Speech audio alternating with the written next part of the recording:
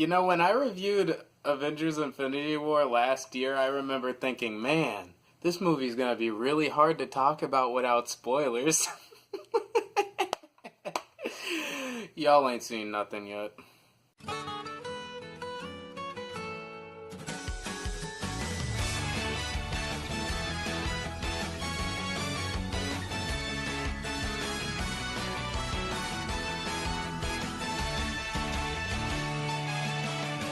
Avengers Endgame is once again directed by Joe and Anthony Russo, and it takes place mere moments right after the last movie Infinity War left off, where Thanos, the Mad Titan, finally gathered all the Infinity Stones. He went snap, and then boom, half of all life in the universe destroyed. So after a bit of reeling and just getting themselves back together, the Avengers decide they need to take a stand and figure out a way to get everybody back and stop Thanos.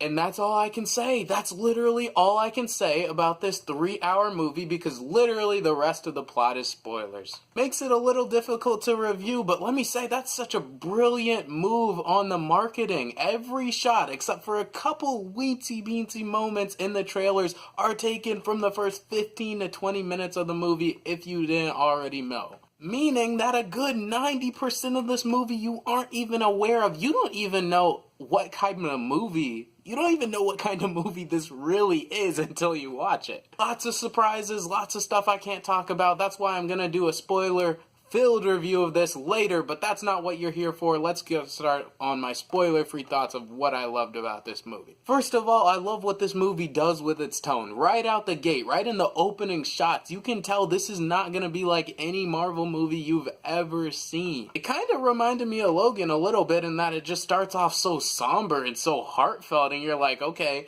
we're starting off with the emotional gut punches right off the bat. Let's see where they go next. And I really love how the first act of this movie shows how the Avengers, they've never dealt with defeat like this, ever. Sure, they got kicked to the curb a little bit versus Ultron a couple years back, but no, their own teammates just died, and they've never had to deal with that seriously. So I loved how the first act kind of shows how each team member is dealing with this grief differently. I was invested in the drama from the opening frames of this movie, so I was really invested when the movie actually picks up and they actually get their mission and they actually go to do the deed.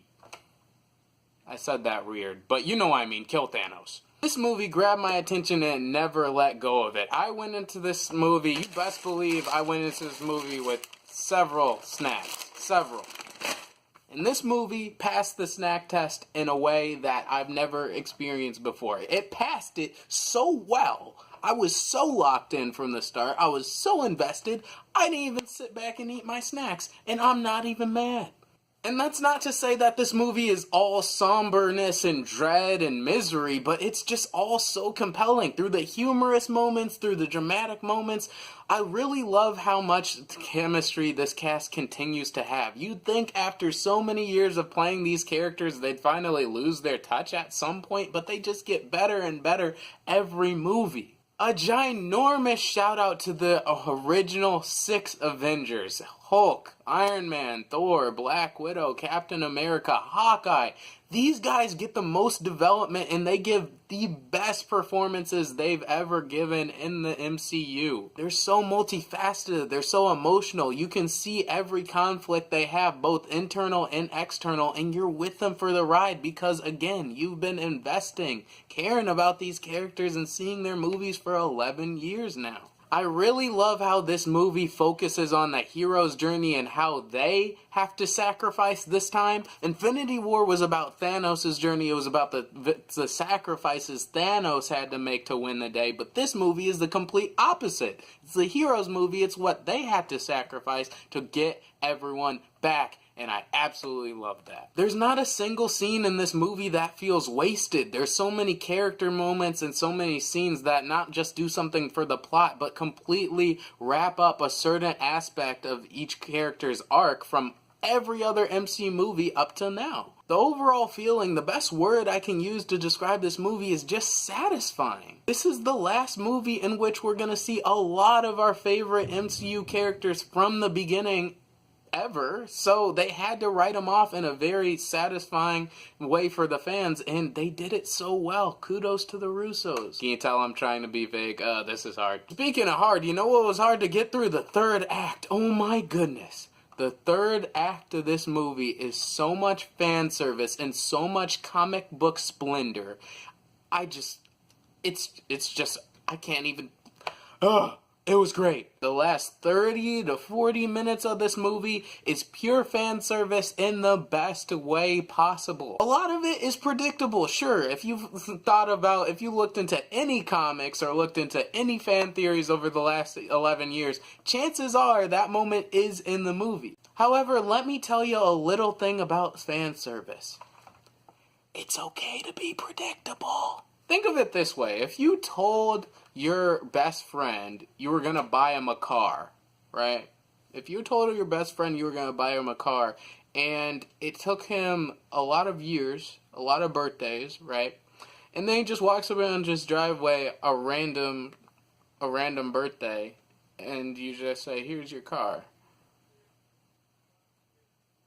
That's a bad example. I don't know where I'm going with this. But you get the idea. The fact that a lot of fans have predicted certain events happening doesn't really matter because it's such a treat to see it actually happen. The third act of this movie is the biggest superhero throwdown you have ever seen, and it was absolutely glorious. It paid tribute to the characters, and I realized watching the third act of this movie that they're doing a celebration. This movie is to bring everything to a close. It's to bring it all full circle, and they knocked it out of the park, especially with that final sequence. Sitting there watching the final action scenes of this movie, I realized how much of a privilege it was. I felt grateful to be a fan of this franchise because they sent it off, they paid it off. This movie feels like payoff from start to finish. And the buildup of that payoff has been simmering for 11 years throughout 21 different movies, and now it's all come full circle. I absolutely love how they did that. Not just in the third act too. Throughout the movie, there's so many callbacks and Easter eggs to important key scenes, character moments in previous movies, and again, it's to bring those character arcs full circle, and it felt so satisfying. You feel like these characters are finally getting the resolution that they've deserved for years now. And the Russos are so good at making these characters work in a shared space together. There is a lot of heavy plot and exposition that needs to be done to make sense of everything, but the plot is so bearable, the exposition is so bearable because the characters are so funny, they have so much chemistry, they feel like a family. So whenever they're trapped in a room just having to talk about what they're doing next, you enjoy those scenes just as much. The interactions are kept lighthearted and humorous, and the best thing is that you get to see new pairs of Avengers interact with each other for the first time. There's not a single character in this movie that feels wasted or like they had potential like I felt like Infinity War. I felt like Black Panther and Captain America, especially in Infinity War, just were wasted potential, but in this movie, everyone gets their time in the limelight, and I loved it. Josh Brolin once again does a magnificent job portraying the role of Thanos. He gets a lot less screen time in this movie, and that's okay because he had his movie in Infinity War. He did the deed. I really need to stop saying that. He did his job. He snapped the universe out of existence, but now he gotta pay for this. He gotta get what's coming to him, and Josh Brolin still just carried every scene he was in as much as he could have. He's a great actor, great character. Love Thanos once again. I don't have any serious cons. Of course, they're going to be nitpicks, and I will say that this plot hole-wise, this is probably one of the more sinful, per se, movies because it deals with a plot device that's been done before, I'm going to be honest, and it opens up a lot of questions and a lot of problems, so there's always going to be that. But you can nitpick any movie if you try hard enough. Just look at CinemaSins, for example, but it didn't really bother me overall.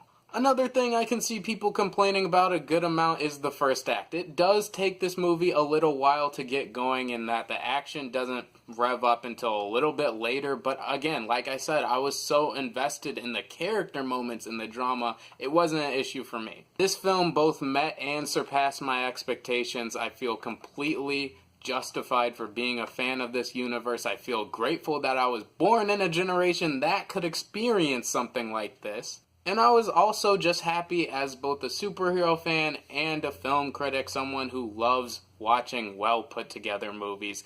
Avengers Endgame did it for me. And that's why I'm gonna give Avengers Endgame a marvelous 5 out of 5 stars. It's far too early due to recency bias to completely rank these movies right now, I think, but I think Endgame in a lot of ways is the best Marvel movie in that it's kind of all the Marvel movies. It takes exactly the best aspects of all the movies that came before it and just rolled it up into one. The humor, the heroics, the heart, the characters, the action, it's all here. It's the complete embodiment of what the MCU is thus far, and that's why I absolutely loved it. So those are my spoiler-free thoughts on Avengers Endgame. I hope I tried, guys. This was not easy, I'm gonna be honest. I hope you get a general gist of how I feel about the movie. Of course, I'm gonna do a spoiler review. I'm gonna give you guys probably at least a week to see it, because I know it can be tempting, even if you haven't seen a movie, to watch or look into spoilers anyway. I'm going to give you all time to watch the movie, then come back right here to this channel for my spoiler thoughts. I am Pac. Thanks so much for hearing my perspective, and I'm out for now.